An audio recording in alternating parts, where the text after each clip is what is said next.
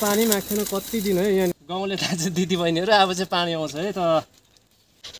ट्याङ्कीबाट आएको नि त होइन ट्याङ्कीमा चाहिँ आएको थिएन त्यही त अन्त पानी पर हामीले पाइपको जोडेको थियो नि त्यही ट्याङ्कीमा आउँदो रहेछ साथीहरू हेर्नुहोस् यहाँ चाहिँ पानी काट्दिएको कि खोलिदिएको यहाँ चाहिँ घारी पनि मान्छे पनि यो चाहिँ अस्ति नै पानी पनि आएको छैन उता हो यहाँ यसरी पानी मजाले गइरहेछ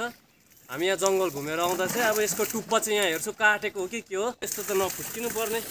यहाँनिर हजुर यो चाहिँ फुस्केको होला पानी माग्थेन कति दिन है यहाँनिर घारी पनि छैन पुरा घाँसी पलाएर पुरा यसलाई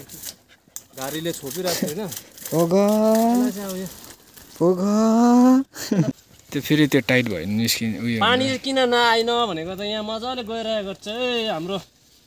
गाउँले दाजु दिदी बहिनीहरू अब चाहिँ पानी आउँछ है त फेरि यस्तो डरलाग्दो ठुलो मान्छेले बाँधेको त्यसै त नफुस्किनु पर्ने ला जानु सानो टुक्रा पनि यसो